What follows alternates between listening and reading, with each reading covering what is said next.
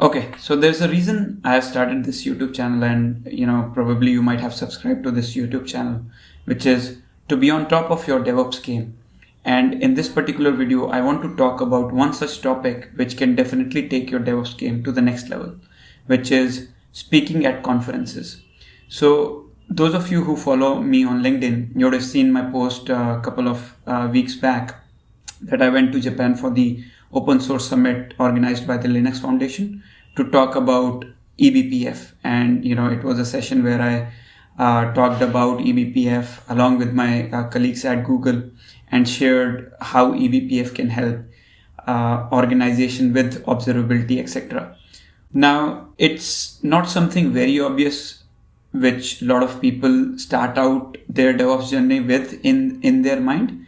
But I feel that every DevOps engineer out there should at least aspire to attend conferences and then hopefully one day speak at conferences. Now, there are a lot of barriers to entry for speaking at conferences because of which we don't start it in the first place or think about it in the first place, which is, fear of public speaking. It is stressful because, you will think about a lot of things like, hey, what if a question I can't answer, etc. Right? So that is why we never consider a thing like speaking at conferences. But in this video, I'm going to share the why, how, and what of speaking at conferences. And I'll also share how it can benefit your DevOps career along with, my experience at the Open Source Summit Japan. So let's dive right into it.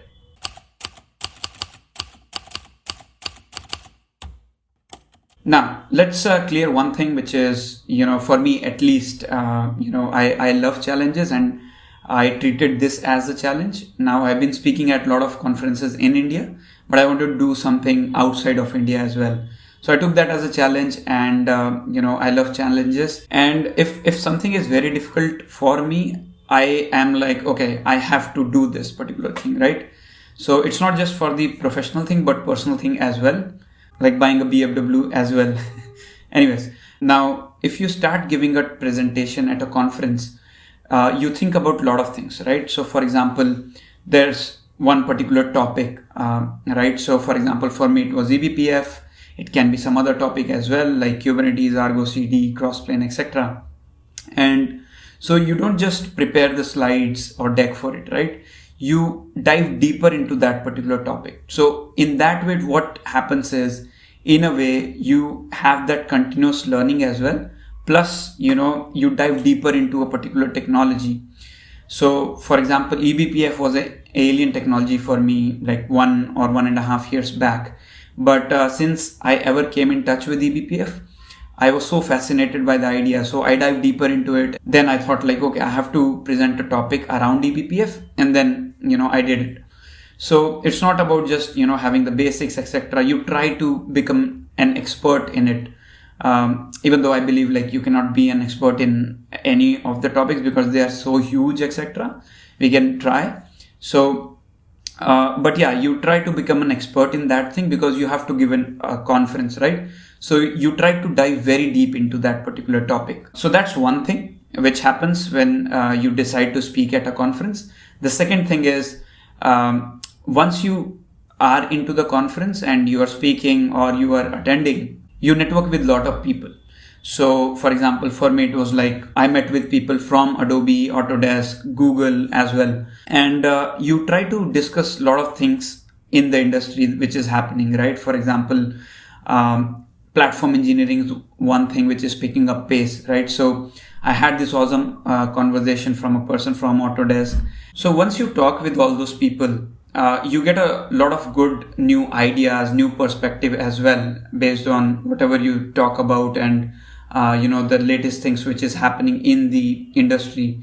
And you never know what unexpected doors it can lead to. For example, a contribution to any open source project, a side project as well, right? So you never know what will happen once you start networking with these people after attending these conferences. So those are the two main reasons why you should start attending or even speaking at conferences, which is networking and the learning perspective. And for me personally, what happens is when I go to a conference, there are a lot of topics which are, very beginner friendly, and you just attend it and see that, whether you are liking it, whether it is picking up your interest or not. And then what I try to do is I just try to dive deeper into that. For example, this happened with me for platform engineering, where I was like, okay, this is a very good topic. Let me first, dive deeper into it. And then I was like, okay, I have to build on top of this, right?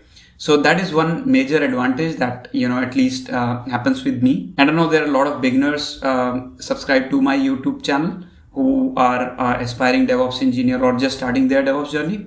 So one thing is, it takes time, right? It's not like you are one year into DevOps journey and then you just start and giving presentations in some conferences, right? It takes time. So for me, it took like 7 or 8 years to just give an talk in Japan, right? But you have to start with this particular thing in mind that, okay, at some point of time, I have to give a presentation, right? Because once you do that, you will dive deeper into a particular topic, because you will know that, okay, I will have to speak about it and maybe, become an expert in this one, and people will treat you as an expert because you have just given a presentation on this particular topic. But keep this in mind. And since you are starting out, attend conferences, not as a speaker, but just as a simple attendee, right? And you'll learn a ton. Listen to the speakers that are speaking and learn from them that how they are speaking, how they are starting, how they are ending, and how does their entire presentation look like, how are they handling the questions, etc., and learn from them. Right, and that's a very good place to start with. One thing which can be a great starting point, whoever is watching this video in 2024 of November, KubeCon India is happening in 2024 December, and it's happening for the first time, and I'm very excited about it. So just attend that as a attendee and see how people are speaking, engaging, networking, etc. Right, and I'm sure it will be a very good learning experience for you if you are first into this area of conference as an attendee or as a speaker. So I'll be there. I submitted a talk as a speaker, but it didn't get selected, so I'm going there as an attendee as well. So feel free to connect with me on LinkedIn and then just message me that okay, you are attending and we can connect. And you can find the link of the registration page for KubeCon India in the description below. But apart from this, how can you, if you're looking to get started, how can you get started to speak in these international conferences? So let me show you. So basically what happens is, if you go to events.linuxfoundation.org, you'll see this entire calendar, which is like 1 year beforehand they prepare.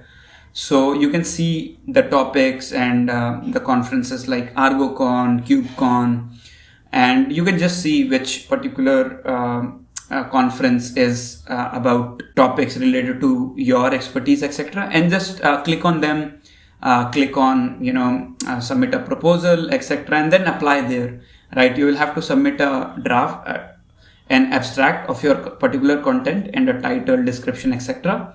and then just submit it. Then it will be evaluated, and then so there is a deadline for each and every milestone for all these conferences, right? So for example, this is the last date for submission of the proposal.